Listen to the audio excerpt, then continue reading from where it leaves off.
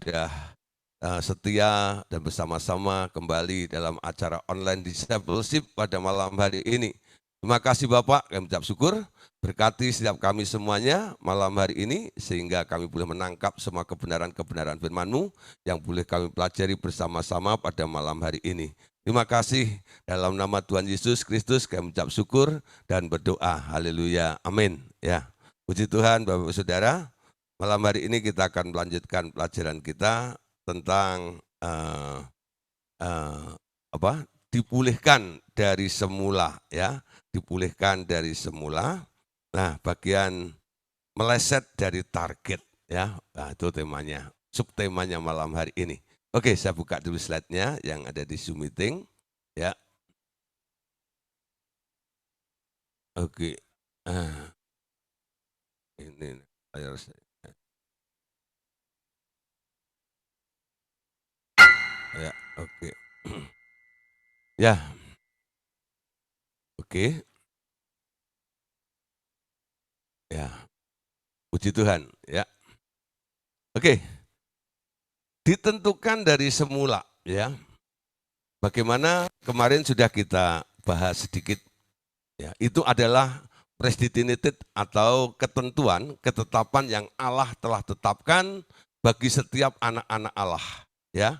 Di mana Allah memang suka ikut campur dalam kehidupan manusia ini karena ada keperluannya, ada kepentingannya, ya. Kepentingan Allah ikut campur dalam kehidupan manusia itu apa? Dia mau mengembalikan rencana awal di mana pada waktu Allah menciptakan manusia, Allah itu sudah bermusyawarah.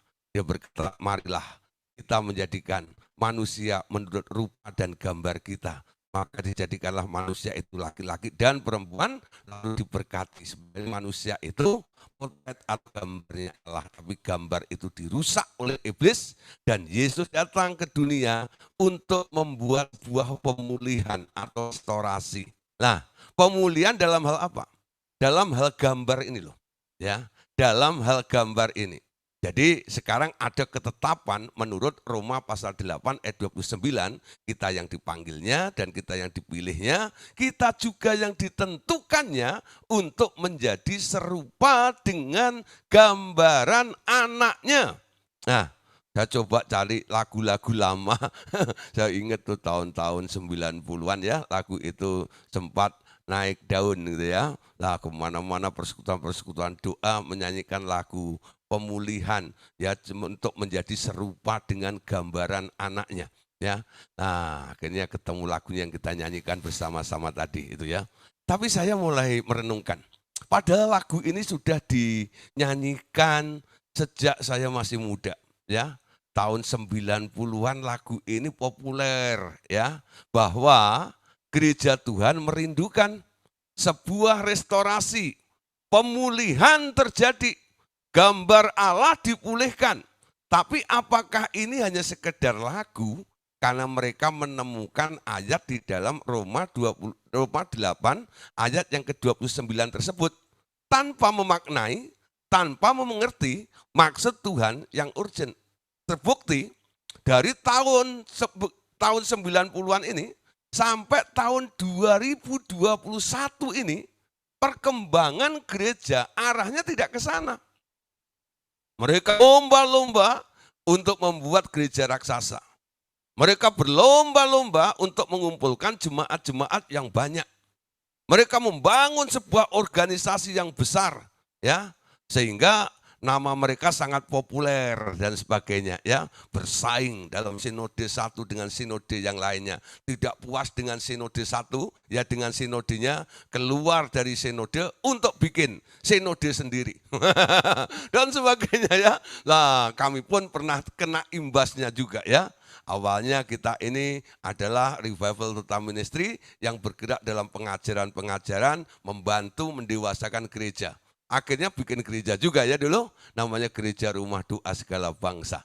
Tapi sekarang kita lihat, pertumbuhan atau perkembangan target untuk menjadi serupa dengan gambar anaknya ini, apakah itu menjadi poin terpenting di dalam gereja tersebut? Nah, inilah yang kita sebut ya, kalau sampai gereja tidak mengajarkan tentang target seperti apa yang telah ditetapkan oleh Allah ini, gereja artinya sedang meleset dari target, ya, meleset dari targetnya. Target siapa? Targetnya Allah, ya. Waktu saya bikin seminar hamba-hamba Tuhan, saya sengaja pakai tema ini, ya. Lalu ada panitianya, seorang hamba Tuhan juga tanya gini, Pak, ya, ini meleset atau melesat dari target maksudnya? Ya. Lalu saya coba pancing, ya, si hamba Tuhan panitia ini, lah maksud Anda kira-kira kemana nih? Kalau Anda bilang melesat dari target, maksudnya apa? Kalau meleset dari target artinya apa? Nah, akhirnya bilang, Pak, ini kayaknya cocoknya kalau melesat dari target. Artinya apa? Ada target yang meroket seperti itu loh ya, melesat seperti itu, lari cepat sekali, ada percepatan seperti itu. Nah, targetnya apa? Saya tanya. Ya, inilah yang perlu dikoreksi. Makanya Tuhan menyuruh saya untuk membuat seminar hamba-hamba Tuhan, ya. Kami kumpulin mereka, lalu kami ajarkan, kami sampaikan tema ini. Bapak Ibu Saudara, ya. Hari ini kita melihat apakah Bapak Ibu Saudara sebagai gembala-gembala sidang, pemimpin-pemimpin jemaat, ya, menjadi orang yang meleset dari targetnya Allah atau tidak. Nah, sekarang kita lihat poin-poinnya. Ya. Nah, malam hari ini Bapak Saudara, kita perhatikan bagaimana ya kita bisa dikatakan meleset dari targetnya Allah, ya. Banyak gereja di dunia, tetapi hampir tak ada yang mengarahkan pertumbuhan jemaat atau kelompok mereka ke arah menjadi seperti Kristus, ya, menjadi seperti Kristus. Bahkan ya, mengarahkan jemaatnya sampai mencapai kepenuhan Kristus. Jadi arahnya dulu, arahnya kepada Kristus atau arahnya kepada diri sendiri. Kalau gereja hanya membicarakan tentang way out, tentang solusi hidup saja, artinya arahnya untuk jemaat, untuk manusia, ya.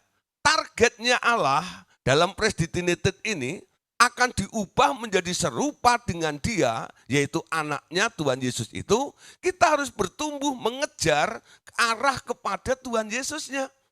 Kalau arahnya kepada kebutuhan diri sendiri, kebutuhan manusia, targetnya nggak akan pernah tercapai nantinya. Amin. Nah, kalau sudah mengarah kepada Kristus, kejar sampai mengalami namanya kepenuhan Kristus. Amin. Nah, jadi boleh disimpulkan, banyak gereja yang salah mengejar targetnya. Mereka meleset dari target yang telah dikehendaki oleh Bapa di surga. Ya. Jadi Roma 8 ayat 29 itu adalah target yang keluar dari hatinya Bapak. Bapak berkata, ya, kamu aku panggil, kamu aku pilih, kamu aku tentukan untuk menjadi serupa dengan gambaran anakku. Ya, itu merupakan kerinduan, keinginan Bapak memilih, memanggil Bapak Ibu Saudara. Amin. Ya, sekarang kita lihat, ya. Padahal kita lihat banyak gereja atau kelompok-kelompok Kristiani yang sudah menyadari kedatangan Tuhan Yesus itu sudah amat dekat sekali. Mereka pintar kalau ngomong tentang second coming, ya, tentang eskatologi, tentang akhir zaman gitu, dengan berbagai macam interpretasinya yang dihubung-hubungkan dengan suhu politik dan suhu ekonomi, ya, keadaan di dunia ini mereka kaitkan dengan kitab Wahyu dan kitab Daniel, ya. Mereka membahas dan mereka berkata kepada jemaatnya, ya, tak lama lagi Tuhan akan datang. Kedatangan Tuhan kalau tidak dipercepat nggak ada yang selamat. Itu dikhotbahkan juga, amin. Nah, mereka menyadari kedatangan Tuhan Yesus itu sudah amat dekat, ya. Tapi kita lihat dalam kondisi seperti ini, gereja masih banyak yang masih mengejar tentang yang namanya sukses. ya, sukses, ya. Banyak gereja yang masih mengejar ceritanya, khotbahnya, kesaksiannya di daerah happiness tentang kebahagiaan, ya. Nah, saudara, banyak sekali, ya. Makanya ada juga kelompok-kelompok yang selalu mengatakan bahwa mereka adalah kelompok orang-orang berbahagia. Saya itu salah satu anggota, ya, member di chapter ya Full Gospel di Kuningan, ya. Nah, saudara, di situ kalau kelompok muncul gitu, nanti salamnya pemimpin berkata, "Selamat malam orang-orang berbahagia di dunia." Nah, hari itu saya mendapat jatah untuk khotbah di situ. Nah, akhirnya setelah mereka bilang ada kesaksian ini dan kesaksian itu, nah akhirnya saya bilang ini, Bapak Ibu Saudara, ya, tadi dikatakan kita ini adalah orang-orang yang paling berbahagia. Ya, jadi Anda mengiring Yesus itu tujuannya apa? Apa yang Anda cari? Ya, kalau Anda mencari happiness, kalau Anda mencari bahagia, saya katakan malam hari ini dengan berterus terang, Bapak Ibu Saudara akan kecewa. Atau enggak? Karena ikut Yesus harus menderita. Ikut Yesus harus pikul salib. Bukan mencari happiness. Ya, kalau targetnya happiness, nanti jemaat akan manja. Ya, selalu menuntut, menuntut, menuntut, menuntut. Lah bentuk tuntutan itu sebenarnya menumbuhkan kedagingan dalam diri kita. Ya, itu egoisme daging manusia dipupuk dalam bentuk tuntutan-tuntutan karena apa? Yang dijanjikan adalah sebuah happiness. Amin. Ya. Nah, kalau Anda mau terima happiness dari Tuhan, baca itu khotbah Yesus di bukit. Berbahagialah orang yang miskin di hadapan Tuhan. Berbahagialah orang yang dianiaya. Berbahagialah, ya. Dalam tanda kutip konteksnya adalah hal-hal yang gak mengenakkan. Mau gak bahagia yang model begitu? Konsep Anda bahagia itu kalau kantong Anda penuh, betul nggak? Semuanya serba baik-baik. Oh, happy ya. Happy ye, saya senang jadi anak Tuhan. Lagunya begitu ya. Siang jadi kenangan, malam jadi impian, gitu ya. Cintaku semakin mendalam. Karena apa? Cari happy, happy, happy, happy, dan happy. Ya, bahkan ada pendeta dulu saya kenal di Solo. Ya, waktu saya masih ada di Solo, itu tahun-tahun 89 ya sampai 92 itu ya saya ada di Solo. Nah, sampai 93 ya itu ada di Solo, itu ada satu hamba Tuhan sampai disebut dapat julukan Mr. Happy. Karena apa? Kemana-mana khotbahnya happy. Ya, happy, ye. Nah, waktu dia sudah pindah ke Jakarta, saya juga ada di Jakarta, ketemu lagi di Jakarta. Saya bilang, masihkah Anda Mr. Happy? Dia ketawa, ngakak-ngakak. Tidak sekarang. Dulu waktu di Solo dia terkenal sebagai Mr. Happy. Ya, nah apa yang dibicarakan gereja juga? Ya, karena mereka meleset dari target, yang dibicarakan hanya masalah blessing. Ya, masalah berkat. Lagu-lagunya adalah berkat melimpah, melimpah, tercurah, ya. Nah, pokoknya datang pada Tuhan, motivasi cuma satu, berkati aku Tuhan. Tak peduli dia harus dituntut untuk bertumbuh. Yang penting Tuhan berkati saya. Kalau enggak diberkati, aku enggak ke gereja. Jadi Tuhan itu diancam-ancam seperti itu. Ya, ada juga pemimpin-pemimpin gereja yang sibuk untuk membuat nama besar dengan ukuran jumlah jemaat yang besar dan sebagainya. Ya, semakin mereka mengembang, nanti targetnya semakin kurang. Saya diundang di sebuah gereja, ya, yang cukup besar juga, ya, yang lagi bertumbuh. Nah, ketika saya berkhotbah yang pertama kali diundang, ya, saya ngomong agak sedikit keras, saudara, ya. Bukan suaranya yang keras, tapi pengajarannya yang keras. Kali kedua saya diundang, dapat pesan sponsor, ya, Pak, kali ini jangan terlalu keras khotbahnya. Kenapa Pak nggak boleh? Kan ini penting untuk jemaat. Saya tanya begitu ya. Akhirnya dia bilang gini, Takut Pak, nanti kalau terlalu keras jemaatnya kabur.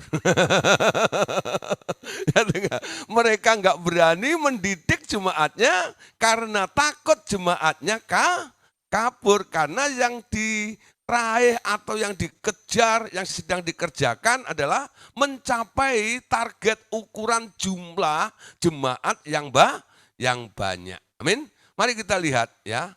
Biarlah menjadi serupa dengan Tuhan Yesus ini menjadi sebuah prioritas. Ya. Artinya apa? Menjadi serupa dengan Tuhan Yesus ini adalah hal yang utama yang harus Anda kejar dalam proses pertumbuhan rohani Anda melalui khususnya pemuridan revival total ministry. Amin. Ya. Jadi saya tak henti-hentinya mengajar pemuridan ini karena targetnya salah satunya adalah mendewasakan. Ya, mendewasakan. Tadi malam ada yang telepon salah satu pendeta dari Pati, ya, dari gereja Betani di Tayu sana ya. Nah, Pak Robi namanya. Dia telepon saya dari jam 11 itu ya, sampai hampir jam 12:30 lebih ngobrol-ngobrol sama saya, ya. Nah, ini pendeta, Pak Pendeta ini ya ngobrol-ngobrol dengan saya ya. Dan lalu saya bilang ya, targetnya apa? Ya. Bahwa saya bilang kami ini dari Revival Total Ministry ya, tugas kami adalah mendewasakan jemaat-jemaat Tuhan. Kami bukan gereja, tapi kami membantu gereja-gereja supaya jemaatnya boleh dididik untuk semakin bertumbuh dan dewasa di dalam Allah. Amin. Nah, kalau membutuhkan tenaga kami, ya silahkan. Ya, materinya Bapak Ibu Saudara tahu sendiri. Pasti bukan makanan lembek alias bubur, tapi ini jenis combro atau makanan keras. Amin. Nah, kalau yang nggak kuat pasti muntabir. Sakit perut, muntabir, mundur tanpa berita, tidak kembali pada gelombang yang sama, alias apa? Kabur mereka. Ya, nah, lihat Efesus pasal 4, ayat 11 sampai 13. Paulus mengatakan begini, dialah yang memberikan baik rasul-rasul maupun nabi-nabi, baik pemberita-pemberita Injil maupun gembala-gembala dan pengajar-pengajar, untuk memperlengkapi orang-orang kudus bagi pekerjaan pelayanan, bagi pembangunan tubuh Kristus. Sampai kita semua telah mencapai kesatuan iman dan pengetahuan yang benar tentang anak Allah, kedewasaan penuh ya, dan tingkat pertumbuhan yang sesuai dengan kepenuhan Kristus. Amin. Gereja dibangun atas dasar ya, 5 jawatan itu diberikan kepada gereja Tuhan. Ada rasul, ada nabi, ada penginjil, ada gembala, dan ada pengajar. Tujuannya apa? Diberikan ini, ya, supaya jemaat Tuhan boleh bertumbuh ke arah kedewasaan penuh, mengalami tingkat pertumbuhan yang sesuai dengan kepenuhan Kristus. Nah, saya harap Bapak Saudara, ya, kalau Anda pilih jenis gereja, carilah gereja yang membuat Anda bertumbuh, menjadi dewasa, dan sampai mengalami kepenuhan Kristus. Ya, coba cek aja nih. Ada beberapa orang tanya saya, Pak, ya, gereja apa yang menurut Bapak cocok buat saya? Saya tidak sebut mereknya, saya tidak sebut organisasinya, karena semua gereja dengan merek organisasi apapun di hadapan saya, menurut pemikiran saya, pemandangan saya, ya, itu sama saja. Betul enggak? Itu hanya merek, ya. Tapi sekarang lihat, di gereja Anda itu, apakah Anda nantinya bertumbuh menjadi dewasa, mengalami tingkat pertumbuhan yang sesuai sampai mengalami namanya kepenuhan Kristus atau tidak? Kalau tidak, dengar, jangan sia-siakan waktumu ada di tempat itu. Ya, cari gereja yang membuat Anda dewasa. Membimbing Anda menjadi dewasa, mengalami pertumbuhan sampai Anda mengenal Kristus, mengalami kepenuhan Kristus. Amin. Nah, pamit baik-baik dengan pendeta yang lama Anda. Ya, cari gereja yang benar. Amin. Ya. Nah, kalau Bapak Ibu Saudara takut kehilangan jemaat sebagai leaders, sebagai pemimpin, sebagai gembala, coba dewasakan jemaatmu supaya mereka mengalami sebuah pertumbuhan dan mengalami kepenuhan Kristus. Ya, itu sebuah tanggung jawab. Dan jangan salahkan kalau jemaat pergi untuk mencari karena mereka perlu bertumbuh, perlu untuk menjadi dewasa, mengalami kepenuhan di dalam Kristus. Amin. Saya tidak memihak jenis gereja, Bapak Saudara. Ya. Tapi di sini gereja harus mampu ya melakukan sesuatu yang sesuai dengan apa yang diinginkan oleh Bapa. Membuat semua orang percaya diubah menjadi serupa dengan gambaran anaknya. Amin. Efesus 4, 14 dan 16-nya ya. Sehingga kita bukan lagi anak-anak yang diombang-ambingkan oleh berbagai angin pengajaran, oleh permainan palsu manusia dalam kelicikan mereka yang bertumbuh menyesatkan. Amin. Semakin kita dewasa, angin pengajaran apapun juga tidak akan mengombang-ambingkan Anda. Anda tak akan goyah. Anda tahu Anda ada di jalur yang tepat, Anda sedang bertumbuh di tempat yang tepat, dan disitulah Anda melaju, mengalami proses pertumbuhan. Amin. Nah, ayat 15. Sebaliknya, dengan teguh berpegang kepada kebenaran di dalam kasih. Kita di dalam segala hal ke arah Dia. Amin. Kristus yang adalah kepala. Dari Dialah seluruh tubuh yang rapi tersusun dan diikat menjadi satu oleh pelayanan semua bagiannya. Sesuai dengan kadar pekerjaan tiap-tiap anggota menerima pertumbuhannya dan membangun dirinya di dalam kasih. Ya, membangun dirinya di dalam kasih. Nah, Saudara, sekarang lihat di sini ya. Jelas sekali ya, level atau tingkatan-tingkatan pertumbuhannya. Jadi 5 jawatan itu nanti menunjang. Ada rasulnya, ada nabinya, ada penginjilnya, ada gembalanya, ada pengajarnya. Ya, gereja yang ada 5 jawatan ini, mereka akan balance ya, seimbang, enggak mengalami kepincangan. Ya, jemaat gereja yang hanya ada gembala tok, itu jemaatnya nanti menjadi domba-domba yang kolokan terus. Karena apa? Tiap hari dibelai-belai terus sama gembalanya. Ya, gembala itu cukup sabar segala macam ya. Tapi kalau satu kelompok itu dibimbing oleh seorang nabi, biasanya ya banyak anggotanya yang luka batin karena setiap hari ditelanjangin dosanya.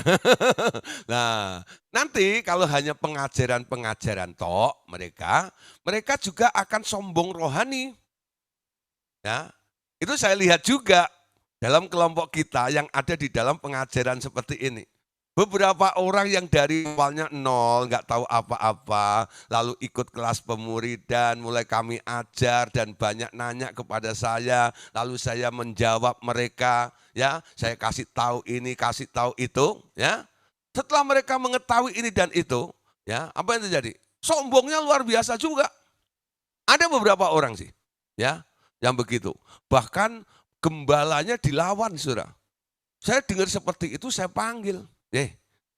Siapa yang ngajarin begitu? Ya, kamu dilengkapi dengan pengetahuan seperti ini, bukan untuk melawan sombong seperti itu. Ya. Nah, ini keblinger nih, ya. Nah, sekarang kamu harus menemukan gembala atau nabi juga. Kamu nggak bisa hanya dengan saya belajar tok seperti ini, ya. Makanya saudara ya, ada waktu-waktunya Anda berjemaat di sebuah gereja, ada saatnya juga Anda ikut kelas pemuridan saya, ya. Untuk mendapatkan pengetahuan tentang kebenaran-kebenaran ini, Anda ada di kelas pengajaran, ya lah. Tapi Anda punya komunitas juga dalam sebuah gereja. Amin. Nah, di situ jadi imbang seperti itu loh, ya. Jadi jangan sampai Bapak Ibu Saudara yang ada di sini nggak punya gereja, ya. Oh ditanya gereja di mana? Ya saya maha hadir, hadir di sini dan hadir di sana. Nggak bisa ya. Nanti akan jadi orang yang sombong, biasanya begitu. Ya, nggak ada submission, nggak ada penundukan diri. Saya percaya yang malam hari ini mendengarkan, yang malam hari ini ikut Zoom meeting, yang mendengarkan kebenaran firman ini, nggak ada yang sombong. Semua orang yang rendah hati. Amin. Nah, semoga rendah hati serta ramah tamah, itulah maunya Tuhan. Tunjukkan, saksikan, amin. Nah, saya harap Bapak Saudara begitu ya. Jangan jadi sombong karena pengetahuanmu tinggi. Amin. Nah, oke. Mereka yang mengerti kebenaran dan mau menyesuaikan diri dengan apa yang dikatakan Allah mereka akan terbebas dari level pikiran yang rendah dan menggantinya dengan pikiran Kristus. Pergantian paradigma itu akan mengangkat mereka kepada tingkat kepenuhan Kristus ya. Saya ingat Pak Andreas pernah bikin satu tema khotbah, judulnya adalah ganti mesin. Ya enggak ya? Anda ya? Ganti mesin atau ganti software ya, ganti software ya. Nah, itu judulnya Pak Andreas nih, ganti software. Tapi saya bikin yang ganti mesin itu judul saya. Jadi supaya beda ya. Saya pernah khotbah ganti mesin, Pak Andreas punya itu ganti software. Sama aja itu, ya know? Ganti software ya. Lah harus mengalami perubahan paradigma ya. Perubahan paradigma. Cara memandang, cara menilainya harus berubah ya. Paulus katakan, dulu aku menilai menurut ukuran manusia, tetapi sekarang tidak. Aku menilai menurut ukuran Kristus. Amin. Bukan apa kata perasaanku, tapi apa yang dirasakan Kristus. Jadi setiap ada masalah dalam kehidupan kita, ya, saya selalu bilang, Pak, ya kalau ada orang tanya, Pak, ya, kalau ngalamin begini, ya, menurut Bapak bagaimana? Ya, nah, coba Anda jangan tanya sama saya, tanyalah sama Tuhan, ya. Nah, bagaimana caranya? Tuhan dulu kan pernah jadi manusia, ya. Dia pernah tahu namanya itu penderitaan. Apa yang Anda alami hari ini, Yesus pernah alami juga. Artinya dia ikut merasakan, pernah merasakan sebagai manusia. Tanya dia, Tuhan Yesus, kalau engkau atau waktu engkau di muka bumi, dulu mengalami hal seperti ini, apa yang engkau rasakan? Apa yang engkau pikirkan dan apa yang harus engkau lakukan? Nah, pertanyaannya seperti itu. Nanti Anda akan menjadi selaras dengan pikiran Kristus juga. Menjadi seperti apa yang dirasakan Kristus juga. Kenapa? Anda tanya kepada dia. Ya. Nah, paradigmamu bisa lebih cepat berubah dengan konsep yang seperti ini. Jadi kalau setiap persoalan datang jangan mikir. Ya, Anda datang kepada Tuhan. Bila hati berbeban berat, ku datang Yesus, datang kepada Yesus.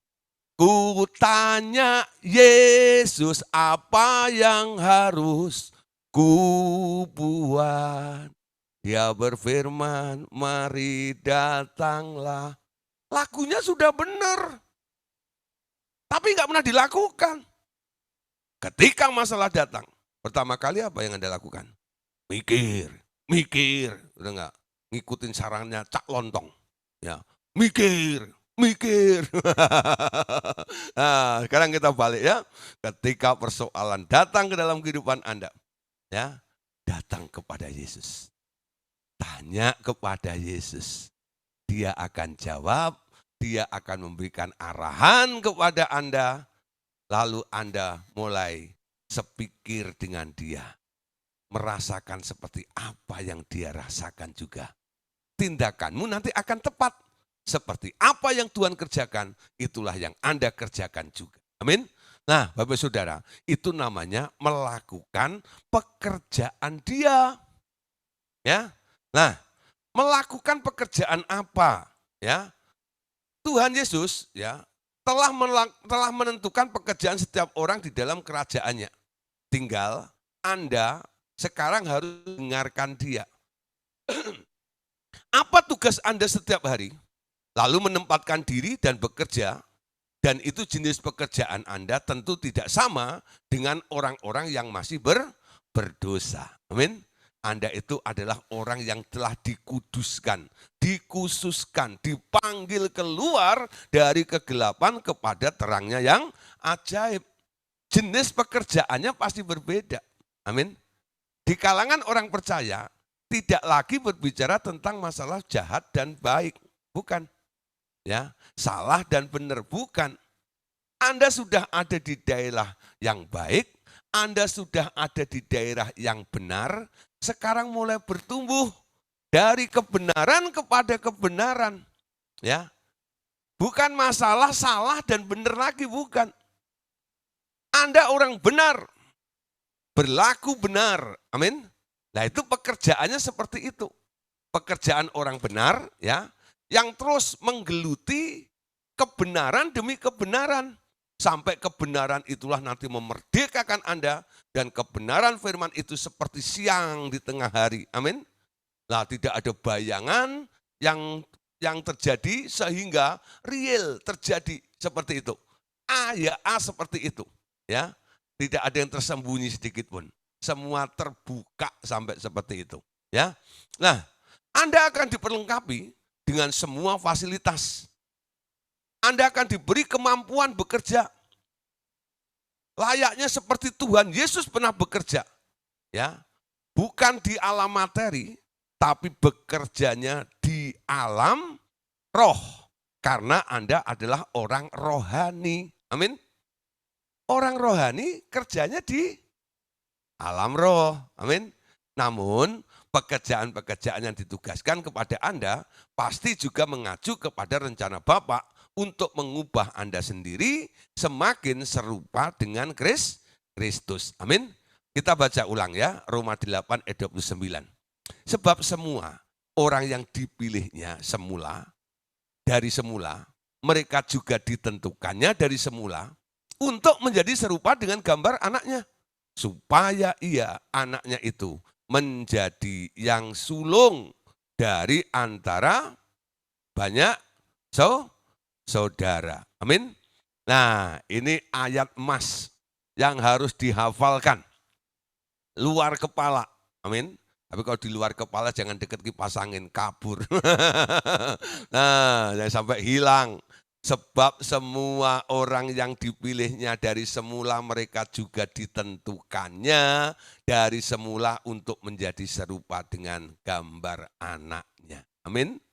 Sehingga Tuhan Yesus menjadi yang sulung, ya, kita saudara-saudaranya. Amin. Nah, jangan panggil dia koko besar, kohde, ya, kalau Anda belum berubah menjadi sama seperti dia. Amin. Nah, Yohanes 6 ayat 28 sampai 29. Kita baca sama-sama ya. Lalu kata mereka kepadanya, apakah yang harus kami perbuat supaya kami mengerjakan pekerjaan-pekerjaan dikehendaki Allah?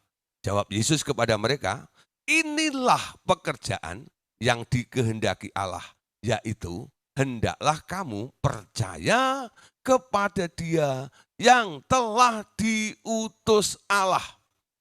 Jadi pekerjaan yang kita lakukan pertama adalah percaya kepada Yesus yang telah diutus oleh Allah itu loh. Itu jenis pekerjaan. Ya. Percaya. Percaya itu artinya Anda melihat, Anda mendengar, dan Anda melakukannya. Itu percaya. Ya. Jadi saya katakan ini ya, percaya kepada Yesus yang telah diutus oleh Allah. Jadi Anda percaya Yesus bukan? Kalau Anda percaya kepada Tuhan Yesus, Anda melihat Yesus, Anda mendengar Yesus, dan Anda melakukan tepat seperti yang Yesus kerjakan. Itu artinya percaya. Itu jenis pekerjaan. Ya, membuat orang percaya kepada Yesus, itu nanti buahnya. Ya, Anda telah menerima Yesus, dapat satu mina Roh Kudus di dalam diri Anda. Mina itu harus dikembangkan. Dengan Anda memberitakan Yesus kepada orang lain, membuat orang lain juga percaya kepada Tuhan Yesus, minamu bertambah di situ. Ya. Nah, itu multiplikasi dari pekerjaan yang telah ditetapkan, yang dikehendaki Allah, yang harus Anda kerjakan. Amin. Nah, sekarang mulai paham ya, menjadi orang Kristen itu bukan nyantai. Ya, harus kerja, dan kerja. Wah, Anda punya presiden, Pak Jokowi, mutunya juga ya, kerja, dan kerja. Kalau Pak Jokowi kerja di ala materi untuk negara Indonesia yang tercinta ini, Anda sebagai orang rohani, Anda sekarang juga dipanggil, dipilih oleh Allah, diberi pekerjaan juga. Kerjanya di alam roh. Amin. Mulai latih imajinasi Anda. Ya. Mulai mempercayai apa yang tidak kelihatan.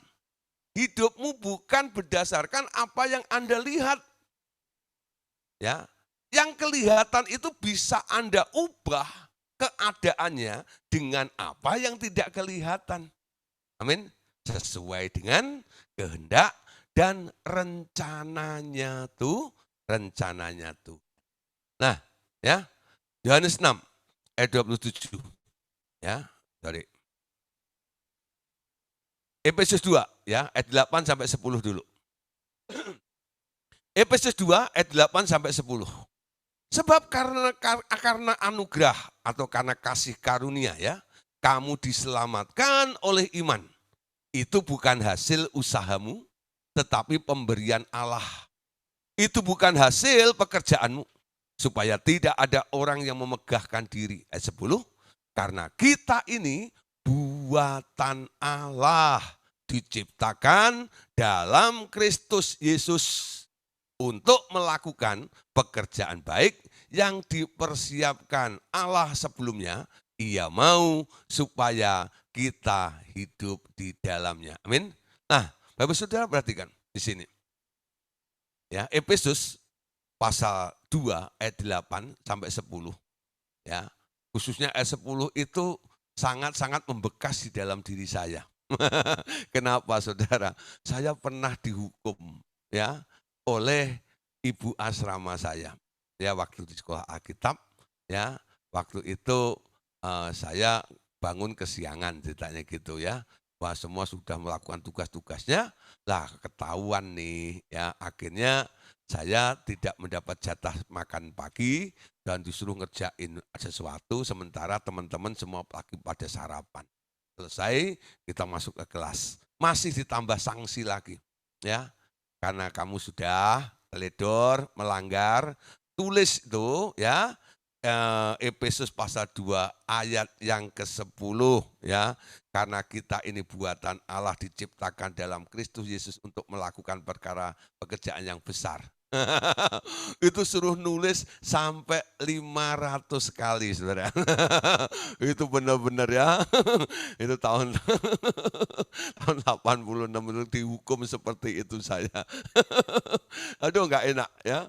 Tapi itu membuat saya jadi ingat terus. Kamu ini buatan Allah.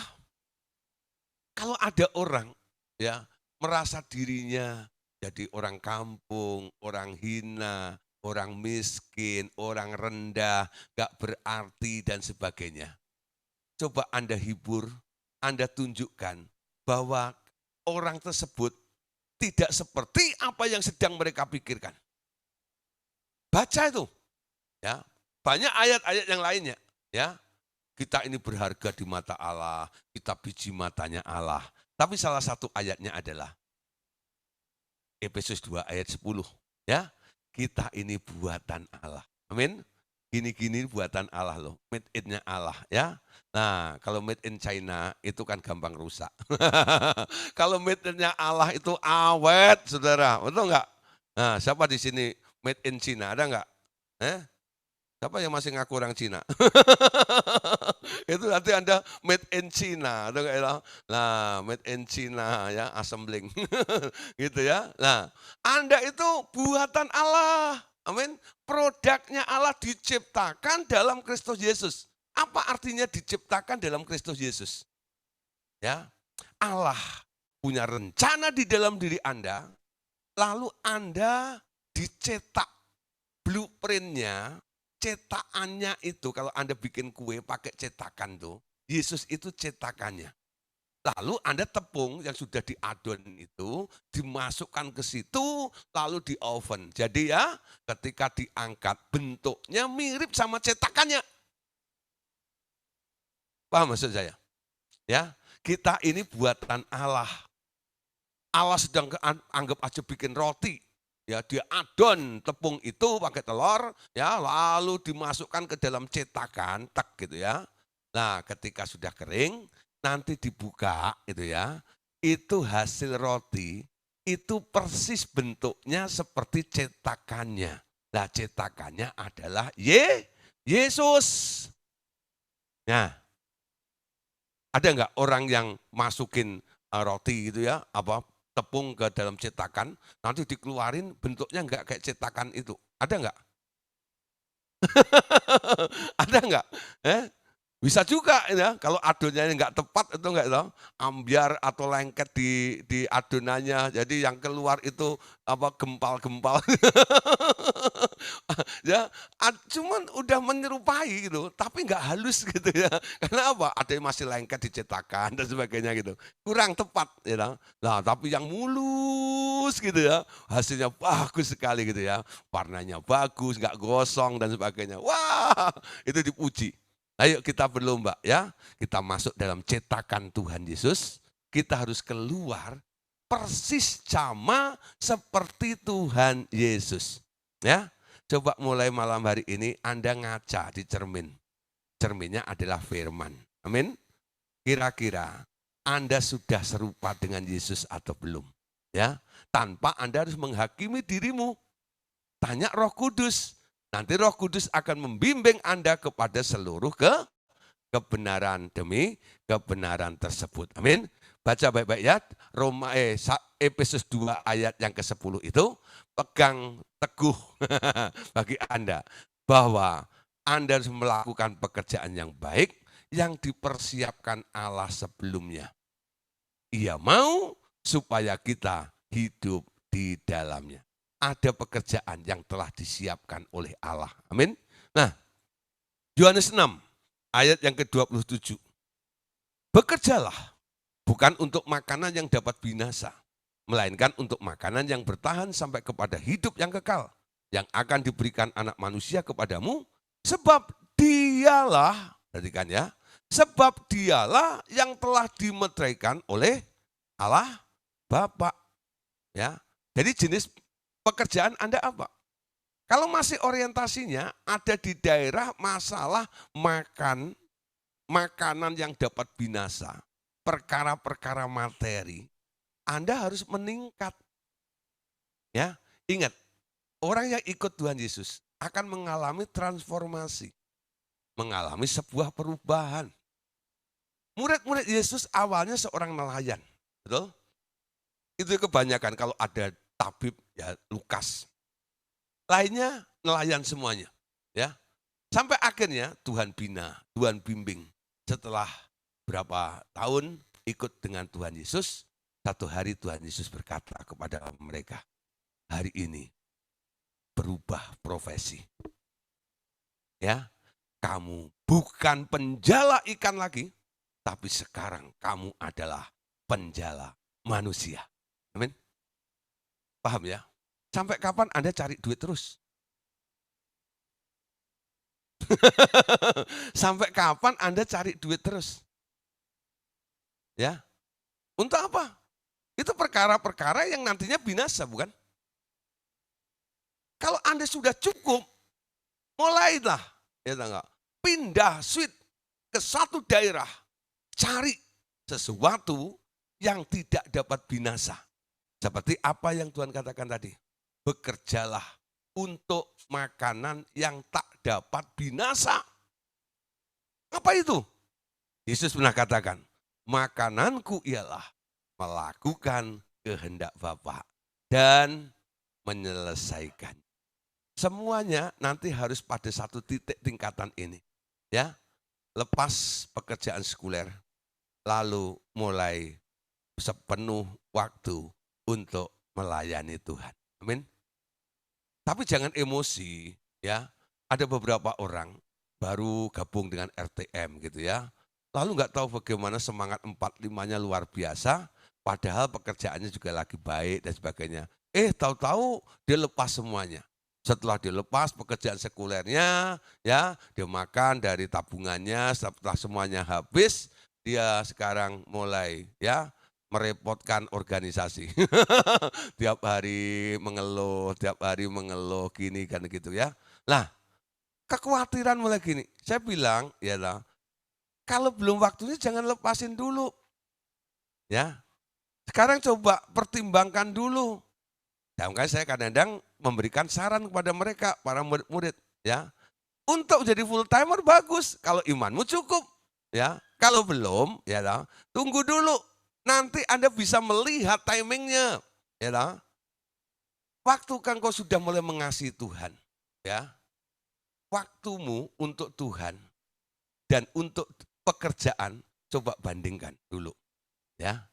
Kalau kamu masih bisa melakukan apa yang ditugaskan oleh Tuhan, sementara kamu masih bisa bekerja sekuler, ya nggak apa-apa, ya 50-50 aja, nggak masalah. Tapi satu hari, kalau Tuhan sudah memberikan pekerjaan yang lebih padat lagi, banyak orang yang mesti dilayani. Jadi Anda bukan pengangguran, bukan, ya.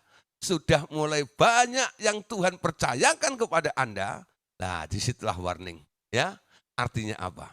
Anda harus mulai siap untuk mutasi dari daerah ya sekuler masuk kepada kerohanian di situ. Ya. Nah, jangan membabi buta juga.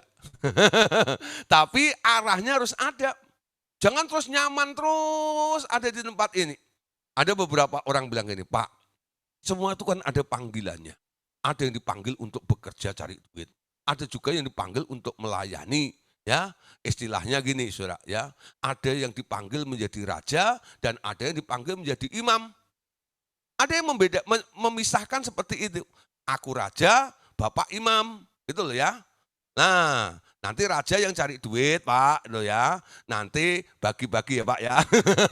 Nanti saya kasih persepuluhan untuk Bapak, gitu ya. Saya bukan masalah pembagian nggak adil 90-10 ya. Saya bilang gini, ini masalahnya hatimu coba nih, kerinduan Tuhan supaya semuanya mengerjakan hal yang nilainya kekal untuk ke depan Anda sendiri. Saya bilang, ya. Nah, sekarang harus sampai pada titik seperti itu. Nah, sekarang mulai berpikirlah, ya, kapan Anda mulai masuk dalam pekerjaan mencari hal yang sifatnya kekal tersebut itu. Mengerjakan perkara-perkara yang sifatnya kekal itu. Nah, lamar kepada Tuhan. Tuhan, ya enggak, jenis pekerjaan apa yang telah Engkau percayakan kepadaku. Nanti Anda akan dibawa oleh Tuhan untuk melakukan apa yang Tuhan inginkan. Karena pekerjaan itu telah dipersiapkan bagi Anda semuanya. Amin. Nah, sekarang 2 Timotius 2:21. Jika seseorang menyucikan dirinya dari hal-hal yang jahat, ia akan menjadi perabot, ya, menjadi perabot rumah untuk maksud yang mulia. Ia dikuduskan, ya, dipandang layak untuk dipakai tuannya dan disediakan setiap pekerjaan yang baik. Ya, sekali lagi saya bacakan.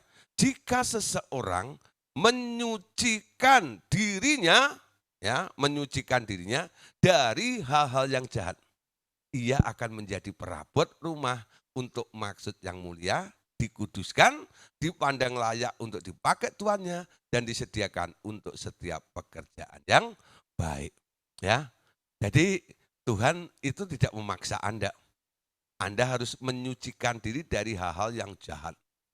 Nanti baru dipakai oleh Tuhan untuk menjadi perabot yang mulia. Ya. Nah, sekarang Anda akan dilatih pula oleh Roh Kudus untuk menyadari bahwa sebenarnya yang melakukan pekerjaan-pekerjaan pelayanan itu bukan Anda sendiri, tetapi Tuhan Yesus yang ada di dalam Anda. Seperti dahulu Tuhan bekerja, tapi dia sadar yang bekerja di dalam dirinya adalah Sang Bapa sendiri, ya. Jadi polanya harus ikut patternnya, ya. Tuhan Yesus waktu berkarya di muka bumi, dia tahu yang bekerja bukan dia, tapi ini adalah pekerjaan Bapaknya. Lah, Anda yang mengikut Yesus, Anda pun harus punya konsep yang sama. Kalau Anda melakukannya, bukan Anda yang kerja, tapi Yesus yang kerja di dalam diri Anda. Nah, pengertian itu nanti akan Roh Kudus singkapkan di dalam kehidupan Anda. Ya, saya sekolah Alkitab, oleh pelayanan, konsep seperti ini enggak langsung saya mengerti. Melalui pengalaman, akhirnya saya mengerti bagaimana artinya Tuhan Yesus bekerja di dalam diri saya. Kalau dia yang bekerja, artinya dia yang keluarkan ongkosnya, dia yang kasih idenya, dan dia juga yang kasih kekuatannya.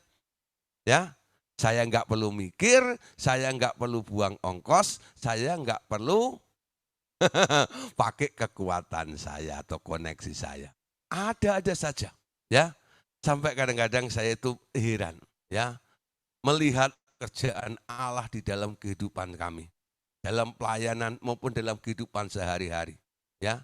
Yang namanya ajaib, yang namanya luar biasa, dia bekerja, ya.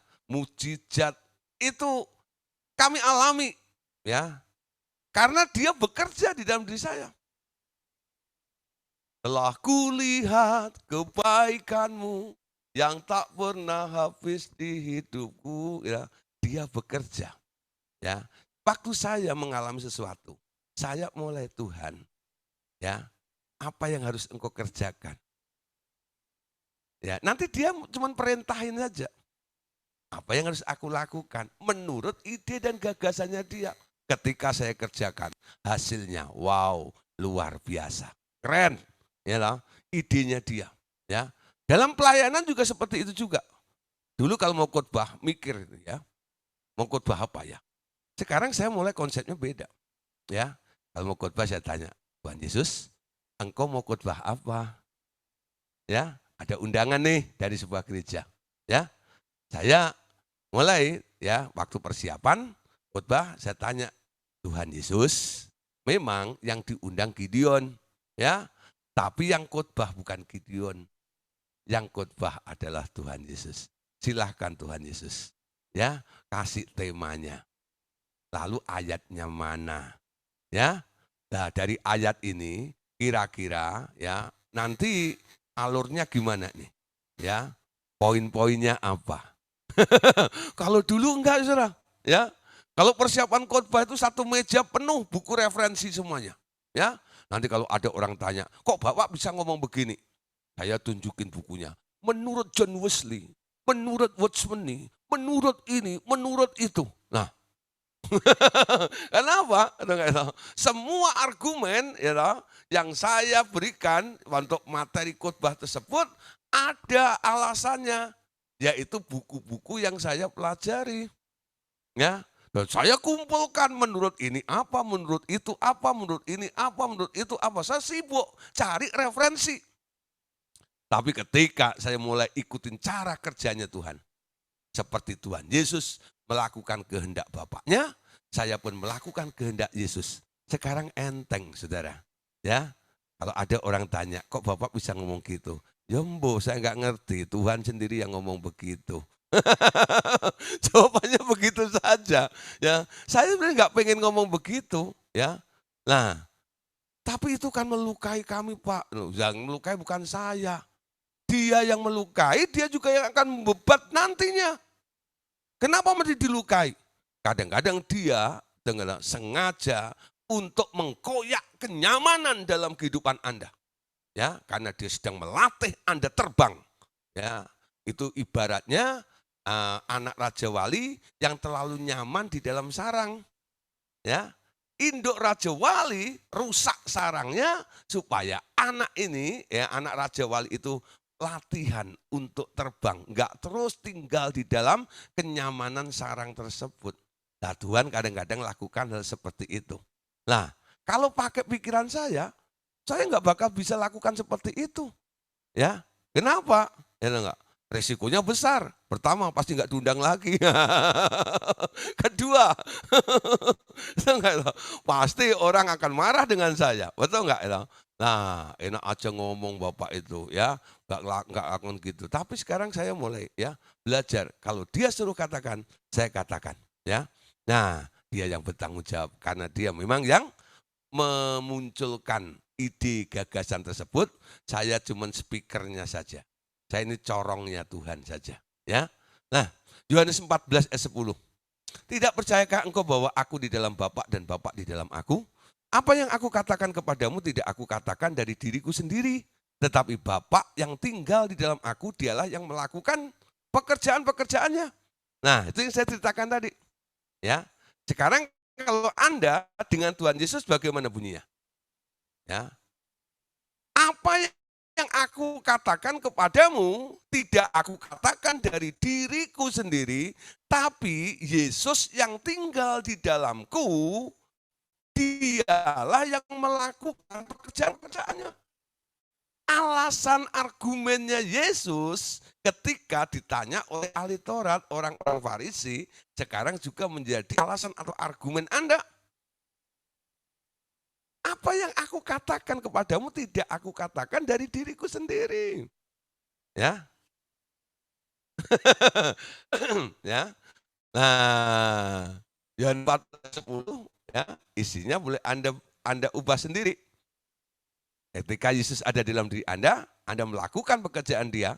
Nah, ayat ini boleh katakan ku-nya Yesus Anda ganti dengan ku Anda, Bapa Anda ganti dengan Tuhan Yesus. Sehingga Anda boleh melakukan pekerjaan-pekerjaan dari Tuhan Yesus. Matius 10 ayat yang ke-8 ya. Nah, ini 5 komando ya.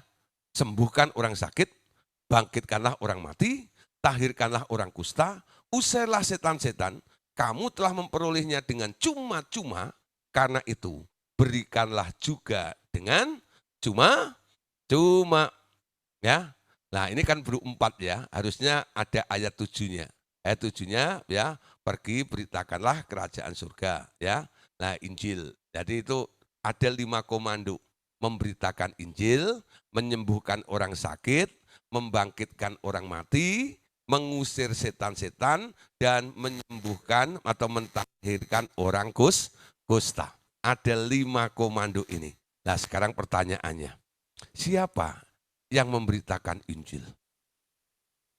Ya, yang memberitakan Injil siapa? Yesus memberitakan Injil melalui Anda. Anda hanya corongnya, mulutmu dipakai untuk apa? Menggemakan apa yang diucapkan Yesus di dalam hatimu. Firman yang mana? Yang milih bukan Anda sendiri. Kalau hamba Tuhan suruh khotbah dari semua isi Alkitab, ya, kira-kira ayat mana yang paling dia suka dan senang khotbah? Pasti Maliaki 3 ayat 10. Ya enggak ya? Bawalah segala persepuluhanmu. Itu kalau khotbah itu kencengnya luar biasa. Sambil nyindir-nyindir saudara gitu ya. Ada ancaman-ancaman, awas ya, belalang pelahap, belalang pengirim, kamu gini-gini, mencuri. Ujung-ujungnya apa? Bayar, bayar, bayar, bayar. Gitu ya. Kira-kira begitu ya. Kalau orang suruh pilih ayat dari berbagai macam, dia pilih. Dulu saya gitu, ya. Kira-kira ayat mana ya? Saya coba pilih. Nanti kalau sudah milih tidak ada yang cocok, segala macam gitu. Akhirnya apa ya? Untung-untungan gitu ya. Saya merem gitu, saya buka Alkitab saya gitu, saya tunjuk plek. Saya pernah begitu, plek gitu ya. Untung ayatnya bagus, saudara. Coba kalau kena ayat yang satunya, Mama, ada kan dalam Maliaki, bicaramu kurang ajar tentang aku. Masa saya mau khotbah begitu? Enggak enak juga dong, betul enggak? Ada ayat kan begitu? Ya, ada satu ayat lagi ya, maka Yudas menggantung diri. Masa saya ajak gantung diri semuanya? Nah, untung ayatnya pas bagus, saudara ya. Yesus datang memberikan hidup dan hidup dalam segala kelimpahan. Oh, alhamdulillah. Oh, puji Tuhan, gitu kan. Ayatnya bagus, gitu enggak ya?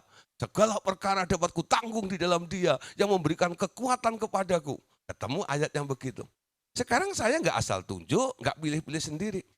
Saya tanya Tuhan, Tuhan nanti akan berikan ayatnya, ya, kasih tahu ayatnya.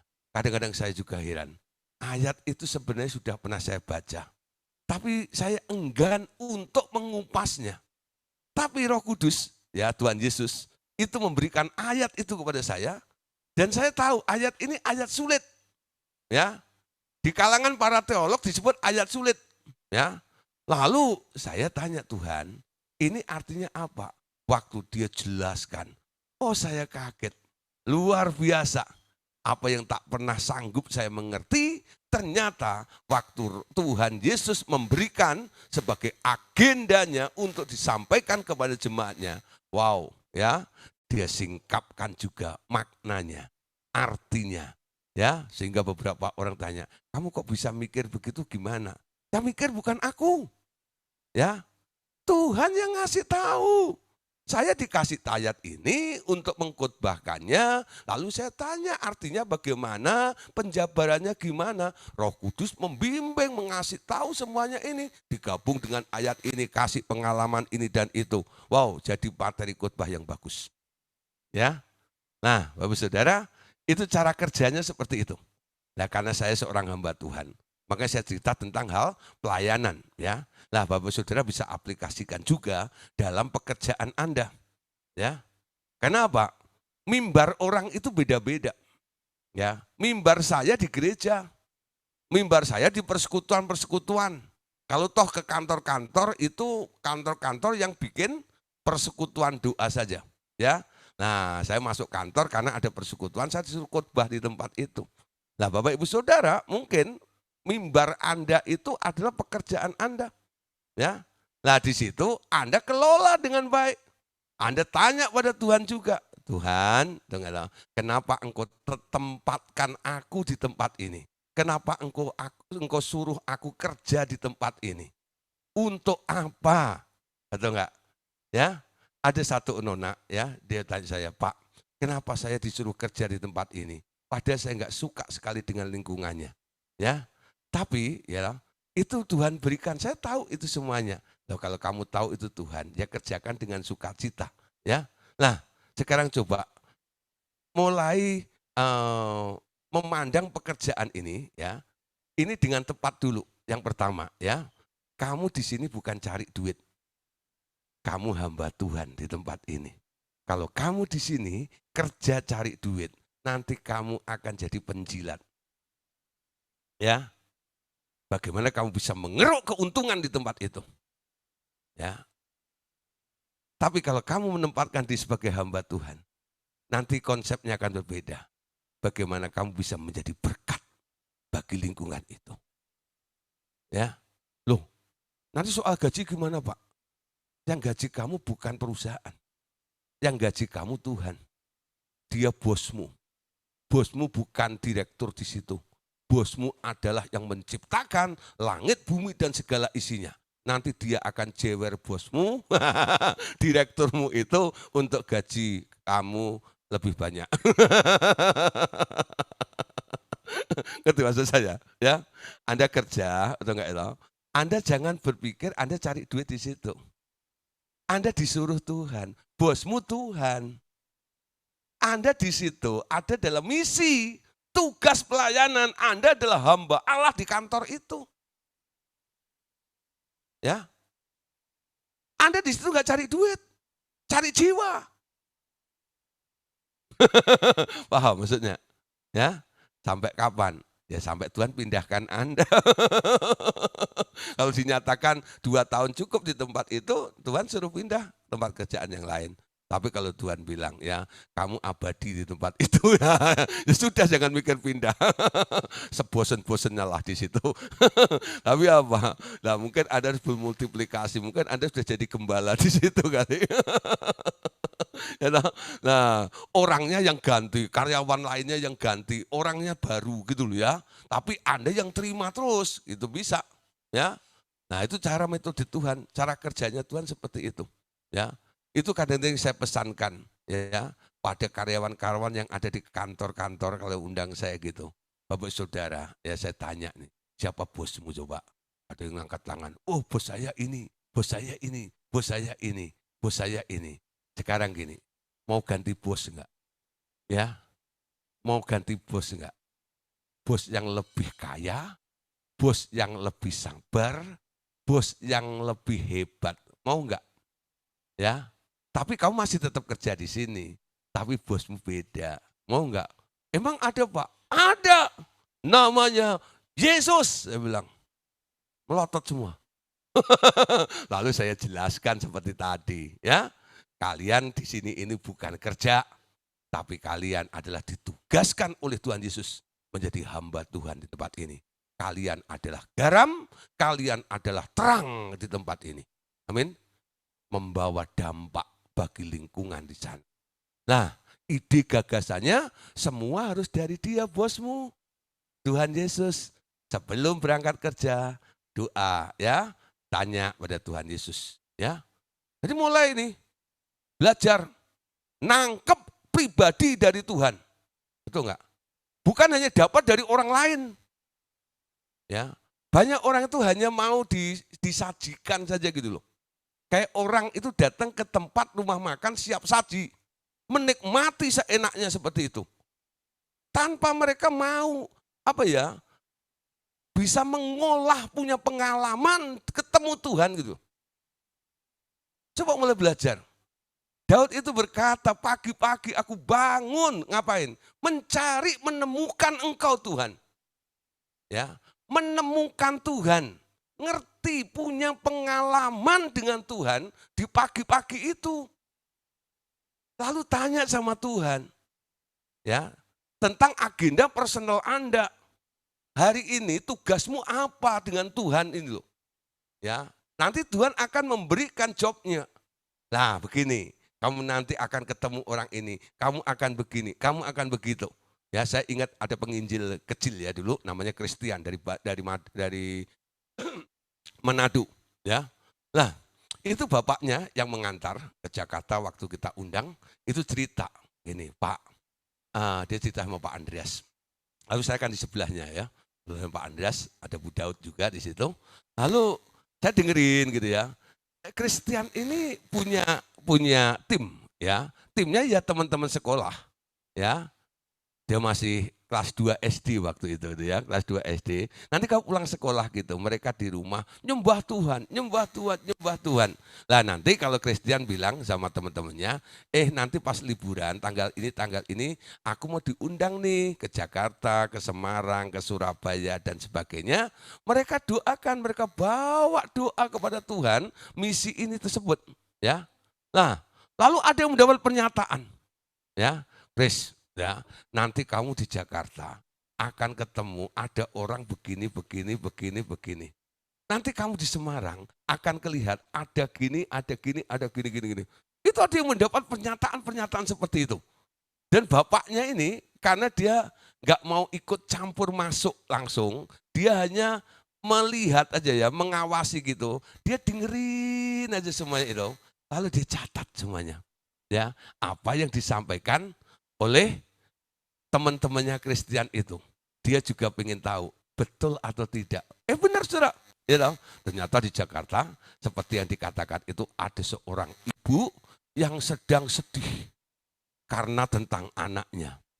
Ya, jadi waktu dia khotbah lalu dia panggil. Di sini ada seorang ibu yang sedang memikirkan anaknya. Ya. Nah, ini masalah iman. Ya, nasihatmu nggak pernah didengerin dan gini. Silakan maju ke depan. Apa yang terjadi loh? Ibu itu maju ke depan dan saya tahu betul siapa ibu itu. Bukan orang biasa, ya. orang cukup terkenal ya. Nah, kalau saya sebut ya nanti nggak etis ya. Wah, itu luar biasa. Lalu Pak Andreas juga geleng-geleng karena Pak Andreas sering sering khotbah di tempatnya dia juga ya. Waktu kita undang Charles Dos, Pak Andreas itu pernah dipinjemin mobil sportnya juga oleh orang itu juga ya. Nah, itu yang dipanggil sama Christian ya. Waduh, dan kita tahu betul kasusnya keluarga ini. Kok bisa tahu sampai seperti itu? Nah, ini melakukan kehendak agendanya Tuhan seperti itu. Nah, Bapak Saudara, kalau tahun ini betul kita lihat ya bagaimana Tuhan mau kita ada di dalam agendanya. Ya, melakukan apa yang Dia ingin kerjakan di dalam kehidupan kita. Ya, ambil pengalaman pribadimu dengan Tuhan, khususnya di pagi-pagi hari. Ya, betul-betul mencari kehendak Tuhan, apa yang bisa yang harus Anda kerjakan. Ya, paham ya maksud saya ya? Coba mulai, satu hari 24 jam ke depan ini, tugas apa yang Tuhan percayakan kepada Anda?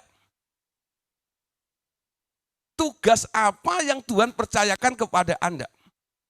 Kalau belum pernah terpikir seperti itu, malam hari ini ya, coba ubah konsepnya.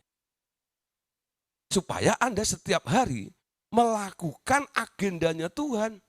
Apa yang Dia ingin kerjakan di dalam kehidupan Anda, itulah yang Anda kerjakan. Amin. Nah, percuma kita bicara tentang agenda yang mana? Semua nggak masuk ke situ. Karena apa? Nggak pernah mau mencari, nggak pernah mau terbuka untuk diisi oleh Tuhan. Sehingga kehendak Tuhan tak pernah mewarnai, mempengaruhi kehidupan Anda. Nah, ya, ini sama seperti ini. Di mana melakukan kehendak Tuhan di dalam kehidupan kita. Konsepnya sama. Yesus itu mengosongkan dirinya semuanya supaya kehendak Bapa itu bisa terjadi di dalam kehidupan Yesus dan Yesus melakukan kehendak Bapaknya. Amin. Nah, terus sekarang ya. Saksian terus nanti enggak cukup waktunya. Yohanes 14:12. Sesungguhnya aku berkata kepadamu, siapa saja yang percaya kepadaku, ia akan melakukan juga pekerjaan-pekerjaan yang aku lakukan. Bahkan pekerjaan-pekerjaan yang lebih besar daripada itu. Sebab aku pergi kepada Bapa. Dan apapun yang kamu minta dalam namaku, aku akan melakukannya. Supaya Bapa dimuliakan di dalam Anak. Jika kamu meminta sesuatu kepadaku dalam namaku, aku akan melakukannya. Amin. Nah, sekarang lihat ya. Memang Dia yang akan melakukan, tapi melalui hidup kita. Ya.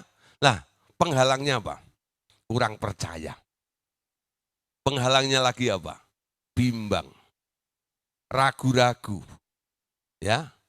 Itu yang membuat imajinasi Anda tidak pernah mampu mencipta sesuatu dengan jelas. Ya. Orang dunia berkata, beranilah bermimpi. Betul enggak?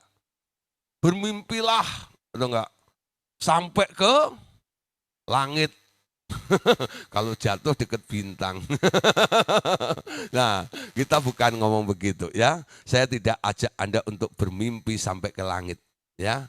Tapi coba mulai terobos masuk dalam kehendak Allah yang sempurna di dalam diri Anda ada di dalam pusat kehendak Allah.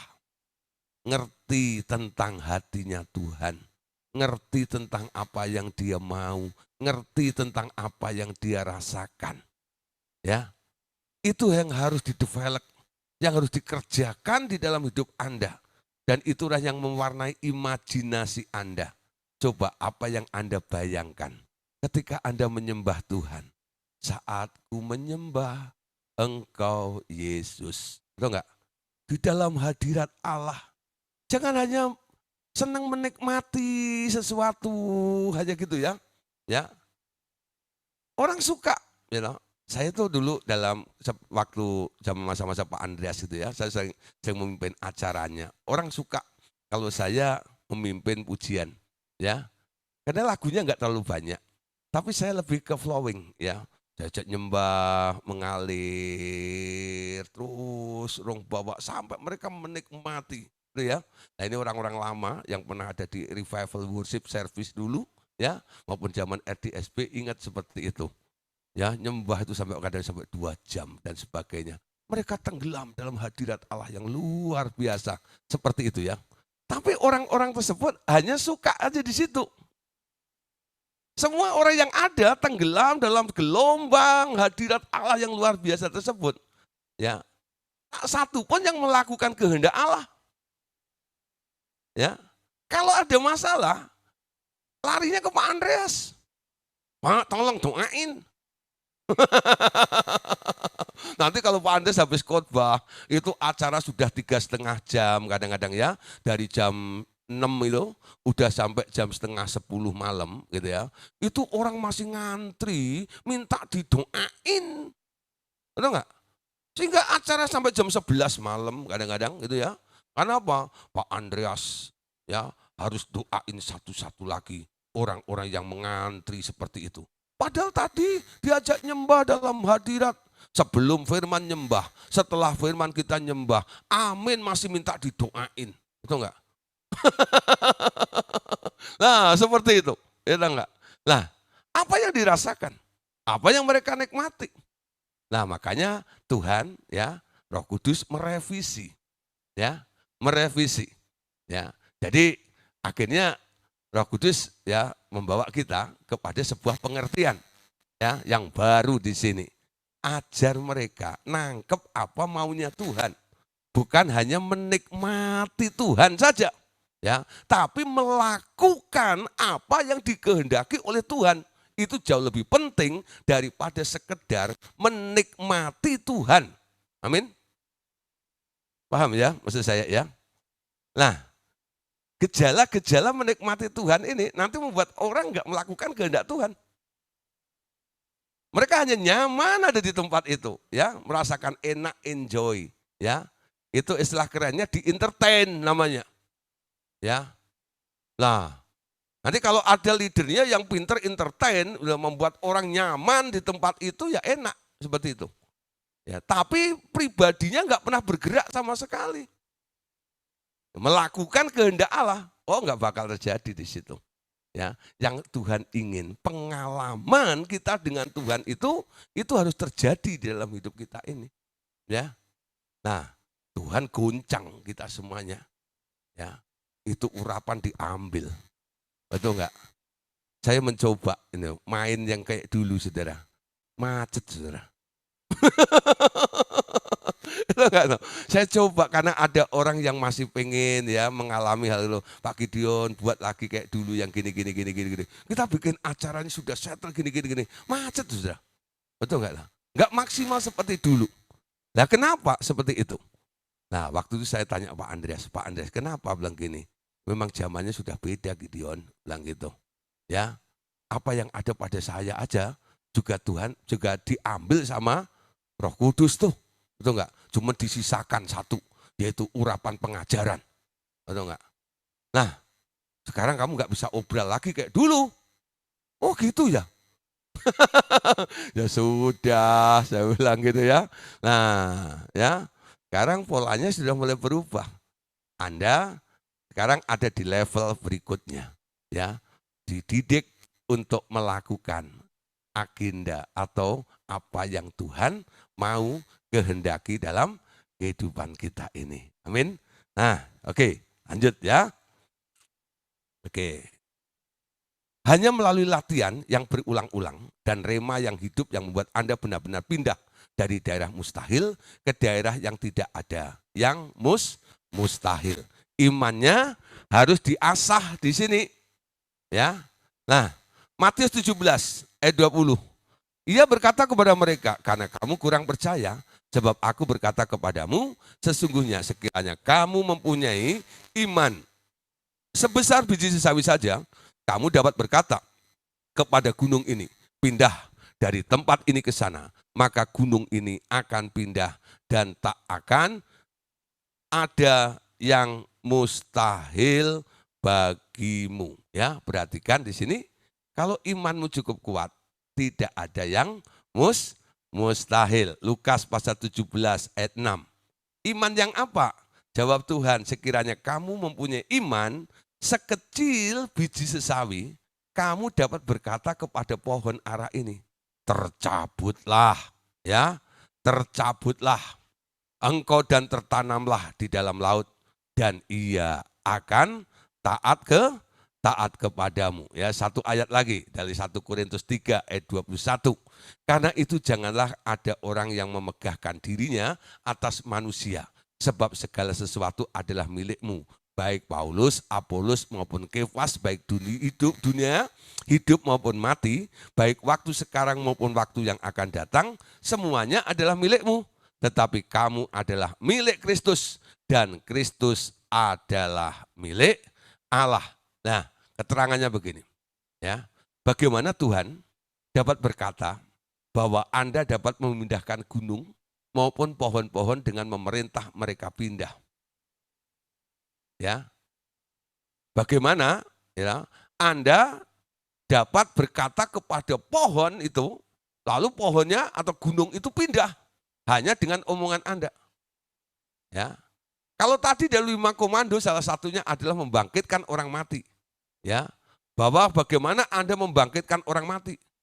Bagaimana Anda bisa mentahirkan orang kusta, mengusir setan-setan, ya, bahkan pekerjaan-pekerjaan yang lebih besar dari dia yang telah dia lakukan, dan bagaimana Paulus berkata, segala sesuatu adalah milikmu, baik rasul-rasul, dunia, hidup, mati, waktu sekarang, dan yang akan datang itu. Ya, nah, sekarang, ya, bagaimana Tuhan dapat berkata, ya tadi sorry, ya, itu terjadi karena posisi Anda telah dipulihkan menjadi anak Allah, penguasa semua ciptaan itu bersama Tuhan Yesus. Nah, itu sudah kita pelajari di Damai Sejahtera Sang Pencipta. Semua tinggal bergantung kepada kemauan Anda, memindahkan kesadaran Anda dari manusia biasa menjadi kesadaran sebagai keluarga Allah. Ya, sebagai keluarga Allah. Percayalah, Anda dalam proses dijadikan seperti Yesus. Semata-mata karena yang bilang begitu adalah Allah Bapa, Roh Kudus, dan Tuhan Yesus sendiri. Amin. Nah, saudara, jadi dapat disimpulkan bahwa pekerjaan Allah Bapa yang utama adalah mengubah Anda menjadi seperti anaknya. Itu menjadi predestinated, ketetapan dia. Yang utama, pertama, targetnya adalah mengubah Bapak, Ibu, Saudara, dan saya menjadi seperti Yesus dulu. Ya. Dan dalam proses itu, nanti Anda akan dilatih untuk bekerja seperti Tuhan Yesus. Dan pada waktu bersamaan, membawa orang lain juga masuk ke dalam proyek Allah Bapa untuk menjadikan mereka juga seperti Tuhan Yesus. Ya. Jadi kesimpulannya itu ada di sini ini. 3 hal ya. Pertama, dia mau ubah Anda, lalu ada pelatihan di dalam diri Anda supaya Anda tahu mekanisme kerja. Seperti Kristus bekerja, begitu juga cara kerja Anda. Ya. Lalu proyek untuk memenangkan jiwa supaya apa? Banyak orang-orang juga yang direkrut untuk bisa masuk dalam pekerjaan yang besar ini. Amin. Sehingga segala sesuatu nanti tidak ada yang mustahil. Tidak ada yang mustahil bagi Allah, tidak ada yang mustahil bagi Yesus, dan tidak ada yang mustahil juga bagi Bapak, Ibu, Saudara. Amin. Nanti Anda bisa katakan, ya, kalau Yesus bisa, Anda pasti bisa. Karena apa? Polanya sama. Ya. Tapi kalau pola cara kerjanya belum sama, ya, Anda belum seperti Yesus bekerja, bergantung kepada Bapaknya, Anda tidak bisa melakukan apa yang dikerjakan Yesus. Ya. Karena apa? Yesus harus bekerja di dalam diri Anda. dengan pola yang sama yang pernah dia kerjakan waktu dia disuruh bapaknya turun ke muka bumi ini. Dan itu menjadi pattern.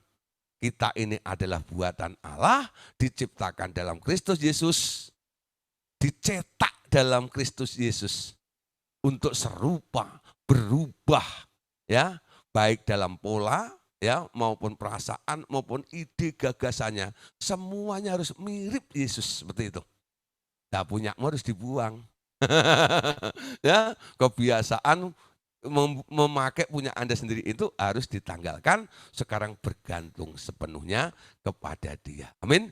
Oke, Saudara, malam hari ini kita sampai di sini dulu ya. Nah, besok kita akan lanjutkan lagi bahwa alam semesta ini sebenarnya hanya sebuah dekorasi. Ya. Alam ini hanya sebuah dekorasi. Artinya apa? Kalau dekorasi, ya nanti selesai acaranya, dekorasinya akan digulung, betul enggak? Nah, jadi orang yang terus memperhatikan alam ini sebenarnya dia sedang mempertahankan dekorasinya, betul enggak? Kalau sudah eventnya selesai, dekorasinya copot nanti. Nah, nanti harus pindah dan diganti dengan dekorasi yang lebih kekal, namanya langit baru, bumi baru. Amin. Oke, puji Tuhan, Tuhan Yesus memberkati kita semuanya. Amin. Ya. Oke, Saudara, silakan.